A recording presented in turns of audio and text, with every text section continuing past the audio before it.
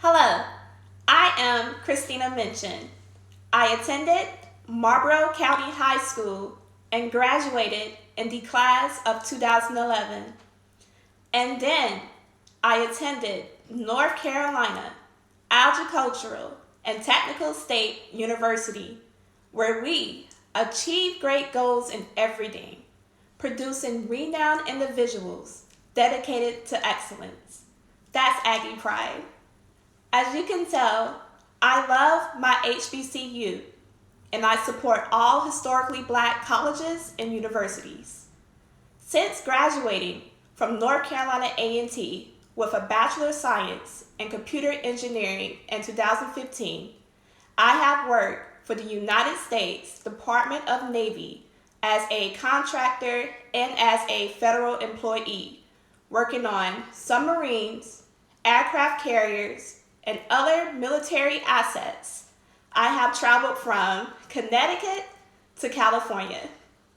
Currently, I work remotely from home as an electrical engineer for a power management company in Raleigh, North Carolina, working on uninterruptible power supplies for units 200 kW and below. There were a lot of reasons why I chose to attend a HBCU to study engineering. I truly believe that representation matters. Growing up, I saw this picture a lot of Dr. Mae Jemison. I have always admired that picture of Mae as an astronaut. I wanted to know more about Dr. Mae Jemison. Mae was born on October 17, 1956, in Alabama. Mae's parents moved her and her siblings to Chicago, Illinois to pursue better educational opportunities. Her parents encouraged education, motivating her to spend a lot of time in the school's library reading on the topic of science. She mainly focused on astronomy. Surprisingly, I was already interested in the study of stars at an early age. My mom had brought me a telescope at a very young age so I could get a glimpse of the stars. I learned at an early age that in Africa, Egyptians studied the stars and accurately built their pyramids to align with the stars. So you can say that astronomy is in our blood. Mae always wanted to be a scientist at a very young age, which excited me even more. At the time of my research of her, my mom had brought me a computer and microscope in addition to the telescope. At 8 years old, I wanted to know how a computer worked and how the components work together. Mae was pretty much the same, so I drew more to her. Mae earned her degree in engineering at a very young age, 16 to be exact. But she began her career as a medical doctor in 1981. She spent a few years working overseas for the Peace Corps. When she returned to the United States in 1985, she made her career change and followed her dreams to become an engineer. So she applied to NASA. When I was working in Virginia, I will always get very excited to see NASA in Hampton. I would always think of Mae. I reflected on how she was made. Her curiosity and faith led her to a path of wonder.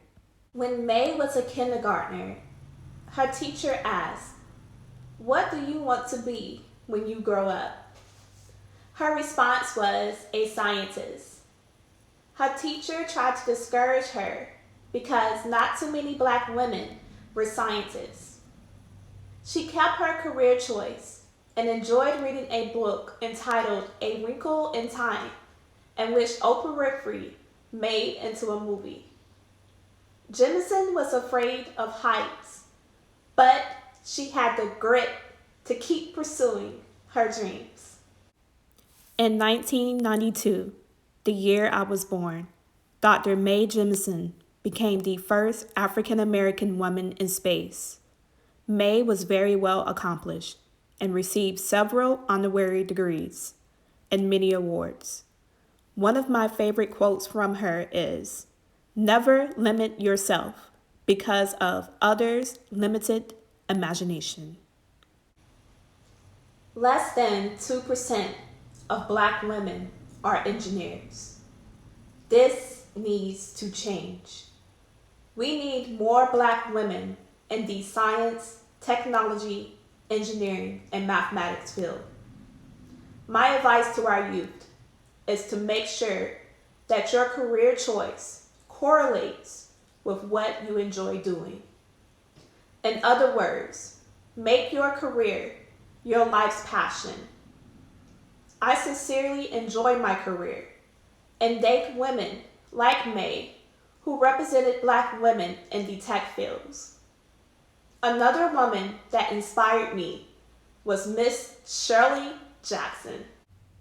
Dr. Shirley Jackson invented the caller ID. Many Black women like her were influential in engineering but was not recognized, much like Katherine Jackson, who performed calculations for NASA. This is Ronald McNair. McNair is from Lake City, South Carolina. I highly admired him being from the same area. He definitely influenced my decision in attending North Carolina A&T. The engineering building is named after him. Every time I entered McNair Hall, I would feel a sense of pride, and it motivated me to keep going. Mae Jemison had reached for the stars, and I was encouraged to do the same.